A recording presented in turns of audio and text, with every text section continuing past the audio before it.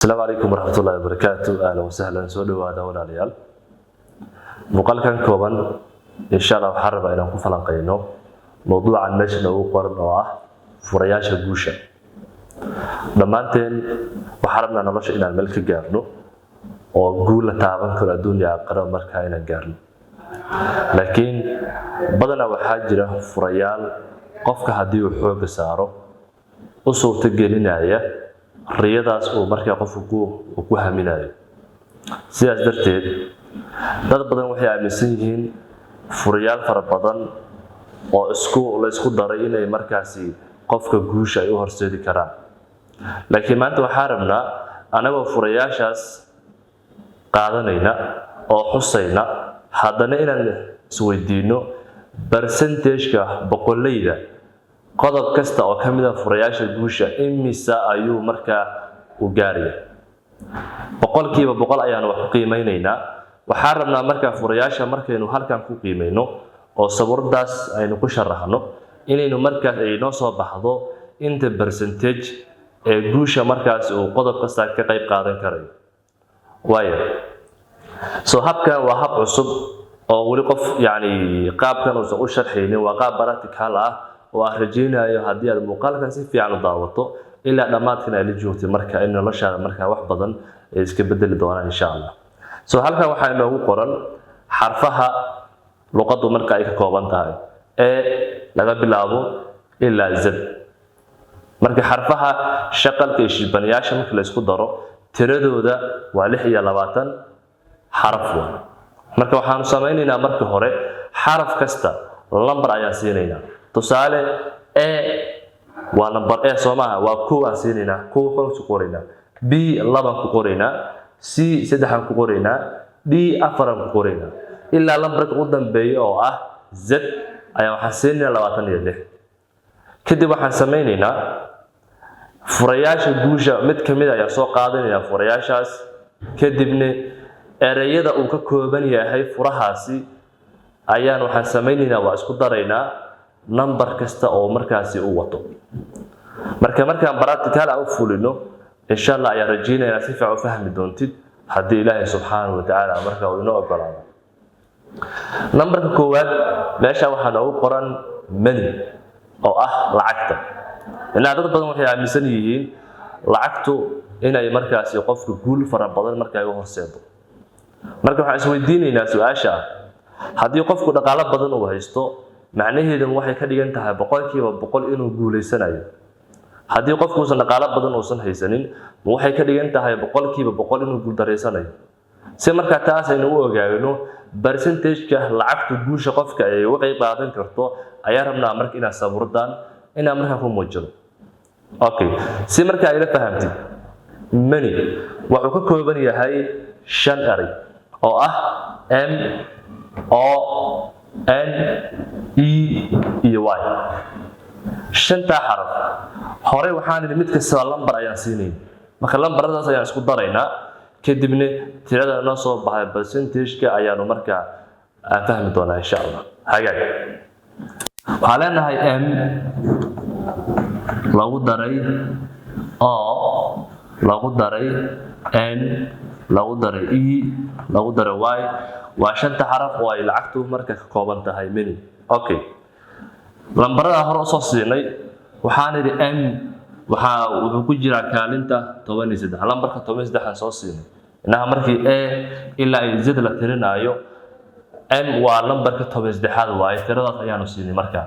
waxaan sameynaynaa markaa 13 ayaan waxaan ku daraynaa oo ayaduna haysata lambarka 15 waxaan ku daraynaa haddana N oo ayaduna markaa ah 14 E oo ayaduna markaa ah xarafka 5 iyo Y oo ah xarafka 25. intaasoo tira markii la isku daro natiijada percentage-ka boqolleyda ah ay lacagtu qofka guushiisa uga qayb qaadan karto waxaa noo soo baxaya 72%.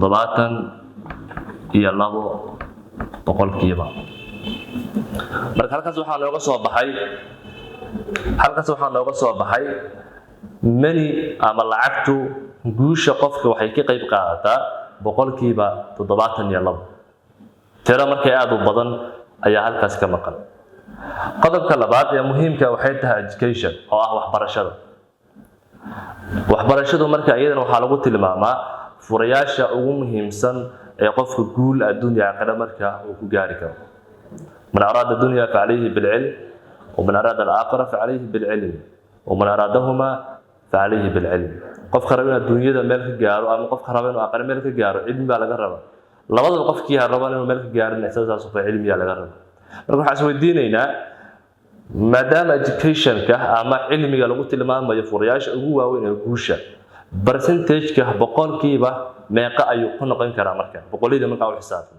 education waxay ka kooban tahay E oo lagu daray D oo lagu daray U oo lagu daray C oo lagu daray A oo lagu daray T oo lagu daray I oo lagu daray O oo lagu daray N. marka haddii aan ku bedelo lambarada ay mid kasta wato, E waxaa leenahay waa 5 oo lagu daray D oo iyaduna 4 oo lagu sii daray U oo ah 21 oo haddii lagu daray C oo ah iyaduna 3 oo lagu daray A oo ah 1 oo lagu daray T oo ah 20 T iyaduna nambarkeedu waa 20 oo lagu daray I oo ah 9 oo lagu daray O oo ah 10 oo lagu daray I oo lagu daray 9 sorry oo lagu sii daray O oo ah 15 oo lagu daray N oo ah 14. wadarta noo soo baxaysa waxay noqon doontaa boqolkiiba 92. markaas maxaa ka fahmaynaa furayaasha ugu muhiimsan oo qofka guushiisa ka qayb qaata waa aqoonta. marka xirfadda ama aqoonta marka u baahan tahay waa laba shay. aqoonta koowaad qof kasta uu baahan yahay waa aqoon meel hoose ka qaadaysa meel sare ku geynaysa. badanaa aqoonta noocaas dadka oo dhan way helaan. shalay adiga oo shaqaale ahaa ayaa maanta manager noqonaysa. shalay adiga oo maanta taajir ahaa oo faqiir ahaa baa maanta taajir noqonaysa. shalay adiga oo markaa aan waxba haysan baad maanta sumcad iyo markaa darajo gaaraysa. aqoonta noocaas waa aqoonta qof kasta uu baahan yahay. badanaane aqoonta noocaas Ilaahay subxaanahu wa ta'aala dadka oo dhan waa uu siiyaa. laakiin meesha lagu kala duwan yahay waa aqoonta labaad. aqoonta labaad ee qof kasta uu baahan yahay waxay tahay waa aqoonta marka aad meel sare joogto ama meel sare marka aad gaarto aqoon kugu haynaysa meeshaas taas u baahan tahay. haddana imse qof aad maanta aragtay oo shalay taajiriin ahaa laakiin maanta faqiira. imse maanta aragtay oo sumcad lahaay laakiin maanta aan sumcad haysan. imse shalay aragtay ayagoo taajiriin ah ayagoo maxaa weeye managers ah ayagoo markaa milkiilayaal ah laakiin maanta ceyr waxba aan haynin. marka dadkaas oo dhan waxaa ka maqnaa waxaa weeyaan aqoonta labaad ka maqan. laakiin haddii aqoonta labaad aad gacanta ku dhigtidne waa aqoonta markaa kugu haynaysa darajada ugu sareysa markii aad gaarto. oo damo marka aqoonta ay badato damo marka ay xirfadahaadu marka ay bataan waa mar kasta oo aad meel sare gaarto nolosha marka ay kuu fududaanayso. cilmiga waxaa leenahay boqolida markii la yiraahdo percentage-ka qofka guushiisa wuxuu ka qayb qaadan karaa ilaa iyo boqolkiiba 98. marka aad bay meesha muhiim u tahay. labadaas waa labada qodob oo isleeyahay tusaale ahaan in aad ku fahamsiiyo habka percentage marka aan soo saarayna anaga boqolida marka ku xisaabinayna. furayaasha saddexaad ee qofka muhiimka guushiisa waxaa kamid ah waa consistency oo ah joogteynta. inuu qofku joogteeyo. consistency-ga habka aan u soo xisaabin education iyo money-ga haddii aan u xisaabino waxaa noo soo baxaya boqolkiiba 46 inuu qofku guushiisa ka qayb qaadanayo. walidaalika waxaa la yiraahdaa inaad boqolkiiba hal aad maanta ka wanaagsanaato berri ayaa markaas qofku meel fiican ku gaari kara. marka joogteyntu waa meesha isku dhaafay. dad fara badan baa maanta ganacsi bilaabaya, qaar fara badan baa meelaha maanta shaqo bilaabaya, qaar fara badan baa maanta riyooyin fara badan leh, laakiin way bilaabayaan laakiin dhaxbi uga tegayaan. soo dhibka ugu weyn waxay tahay waxa weeyaan joogteynta. meesha la isku dhaaf waa halkaas. joogteynta marka ugu horeysa bilowgeeda aad bay marka u adag tahay, laakiin qofku haddii uu la qabsado, haddii uu joogteeyo, nolosha markaas aad buu u guuleystaa. marka guulaha ama furayaasha ugu waaweyn waa inaad adigu markaa aad joogtaysid. waxaa la yidhaha xigmad cajiib ah jirta oo odhanaysa Rooma hal maalin laguma dhisin.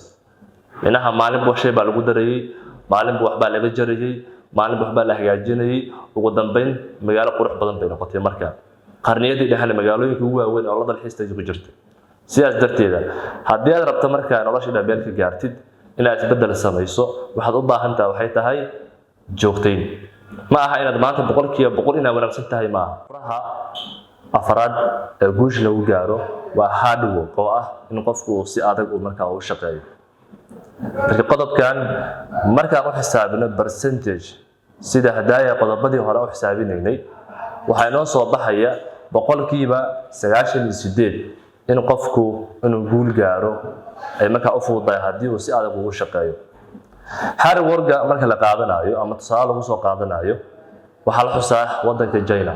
soo China markaa fiiriso waa wadan 50 sano ka hor adduunka saaxadda siyaasadda ama saaxadda tartanka markaa aan ku jirin, oo markaas horumar ay soo bilaabayeen. laakiin maanta marka la fiiriyo China kaalinta labaad ee dunida markaa ugu jiraan, iyadoo marka haddana loo sii saadaalinayo 10 sano ama 20 sano hadda kadib soo socota kaalinta koowaad markaa inay soo galayaan. soo waxaan isweydiinaynaa maxaa sababay? sababtu wax kale ma aha, dadka Chinese-ka ah waxa ay shaqeeyaan maalintii 18 saacadood, halka dunida kale marka la fiiriyo ay shaqeeyaan 12 saacadood, 14 saacadood, 10 saacadood iyo wixii ka yar. soo damo aad markaa wax waqti badan aad shaqeyso waa markasta oo qofka natiijo fiican soo saarayo. hal qodob laakiin muhiim ah oo u baahan in la fahmo: inaad saacad fara badan shaqeyso iyo inaad si tayo leh u shaqeyso waa laba qodob oo u baahan in la kala fahmo. waxaa jira dad aad u shaqeeya oo waqti badan shaqeynaya, laakiin wax soo saarka ay soo saarayaan marka la fiiriyo productivity-goodu aad u hooseeya. sidaas darteeda haddii aad rabto nolosha inaad meel ka gaartid, waa inaad isku darsato labada qodob ee ah inaad si adag u shaqeysid iyo in waxa aad qabanaysaa marka ay noqdaan wax quality leh oo markaa tayo leh. haddii labada qodob marka aad isku darto, natiijo fiican baa markaa ku soo baxaysa. qodobka shanaad ee aadka muhiimka u ah ee qofka in haddii uu naftiisa ku dabaqo guul uu gaari karayo waa behavior, oo ah dabeecadda. qofku hadduu dabeecadiisu ay aad u adag tahay, qofku hadduu yahay qof xanaaq badan, qofku hadduu yahay qofka kan, nolosha markaa meel kama gaari karo. waxyaabaha muhiimka ah ee qofka guulaha u horseeda waxaa ka mid ah communication-ka, xiriirka. damo communication-kaadu badan yahay, fursadaha badan. qofka communication-kiisa ama dad yar yaqaana, guushiisu markaa way yar tahay. soo waxaad ogaataa hadba inta xiriirkaada uu gaarsiisan yahay ay fursadaha noloshooda markaa ay gaarsiisan yihiin. marka behavior ereygan waa awood, waa power. markasta oo dad badan aad taqaano, fursado fara badan ayaa markaa asxaabtaada markaa aad ka helaysaa. soo dadkaas faraha badan ee la macaamilayso, habka kaliya ee aad ula macaamili karto waa inaad tahay qof dabeecad wanaagsan.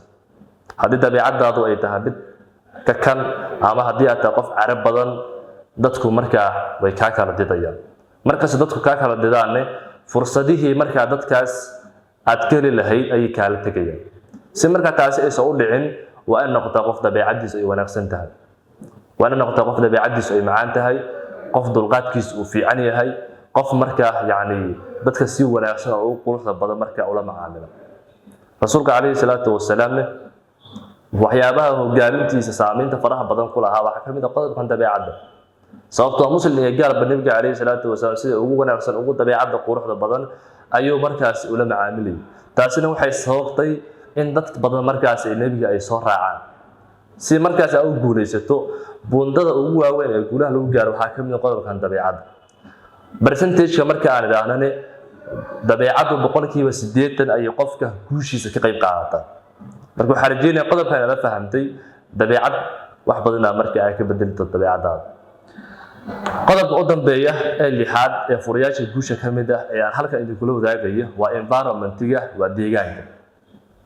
deegaanka dadku badanaa waxay u yaqaanaan meesha ay ku nool yihiin, guriga ay degan yihiin, xaafadda ay degan yihiin, laakiin waxaa jira qarniga 21aad deegaankaas ka saameyn badan. deegaan dadku inta badan aysan ogeyn laakiin noloshooda wax badan ka bedelay. deegaankaasina waa deegaanka loo yaqaan social media. dadku inta badan media way ku jiraan laakiin media-hu saameyn aad u badan buu qofku ku yeeshaa. marka waxaad is weydiisaa deegaanka aad ku nooshahay ha ahaato midka caadiga ah ee gurigaada iyo goobtaada ah iyo midka internetka miyay yihiin mid badqaba. haddii badqabad yihiin markay aad u wanaagsan tahay. waxyaabaha cajiibka ee mararka qaar nolosha aad ku arkayso waxaa ka mid ah qof dhalinyaro ah oo raba nolosha inuu meel fiican ka gaaro laakiin 18 saacadood 14 saacadood muddo 10 saacadood baa game ciyaaraya ama ciyaar daawanaya ama filmaan daawanaya. marka intaasoo marka qofku muuqaal daawanayo مثلا 30 muuqaal baa maanta daawatay 30 kaas muuqaal 25 muuqaal oo kamid ah waa filmaan ama waa heeso maskaxdaadu maxay soo saaraysaa bi qolo tahay marka ama qoraallo fara badan baa akhrisay qoraaladaas inta badan qoraallo aad u wanaagsan maaha. soo waxaad ogaataa marka maskaxda bini'aadamka wixii lagu shubay soo saarta. waxaa jira xeer cajiib ah oo la yiraahdo gigo oo inta badan shirkadaha kombiyuutarada marka ay ku shaqeeyaan. gigo waxaa la yiraahdaa gibbage in gibbage oo laga soo gaabiya oo ah kombiyuutarka wixii aad ku shubto ayaad markaad ka helaysaa. haddii aad virus iyo wax wanaagsan aad ku shubtidna wuu ka halaabaya, haddii aad wax wanaagsan aad ku shubtidna wuu ku soo saaraya sidaas oo kale. maskaxda bini'aadamku waa qaabkaas oo kale. environment-iga marka aad uga fikir dad fara badan bad maanta social media ku xiran tahay ama YouTube ha ahaato ama Facebook ha ahaato ama TikTok ha ahaato. laakiin waxaad weydiisaa dadkaas adiga social media aad ku xiran tahay maxay ka hadlaan, noloshaada maxay ku soo kordhiyaan. waxyaabaha u baahan waxa weeyaan in la isweydiiyo. waxaad arkaysaa qof oranaya nolosha waxaa rabaa inaan meel fiican ka gaaro, waxaa rabaa inaan nolosha dhaqaale sameeyo, inaan sumcad sameeyo. laakiin media marka la fiiriyo dadka uu subscribe gareynayo ama ku follow gareynayaba waa dad challenge iyo barangi la jira bis. marka qofkaas markuu la tahay riyada uu rabo iyo waxa markaas uu daawanayo ee waqtiga uu gelinayo inay markaas iswaafaqayaan dabcan waa may. marka haddii aad nolosha inaad meel ka gaartid waxa maskaxdaada ku aad gelinaysid, waxa waqtigaada aad gelinaysid, waxa energy-gaada aad gelinaysid iyo riyadaada waa inuu xiriir ka dhaxeeyo.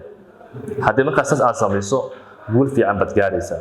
lixdan fure waa lixda fure ee aan rajaynayo inaad markaa aad guul fiican ka gaarto. so environment-iga marka aan ku laabano environment-iga percentage marka la xisaabiyo boqolkiiba 63 ayuu markaas qofka saameyn guushiisa ku leeyahay. marka waa cadad aad u badan oo u baahan marka inaad indhaha u lahaato oo si fiican marka aad uga fikirto. marka lixdan fure waa lixda fure ee guusha ka saacidaysa haddii aad nolosha ku dabaqdane insha Allah rajaynayo inaad wax badan ka faa'iido doonto.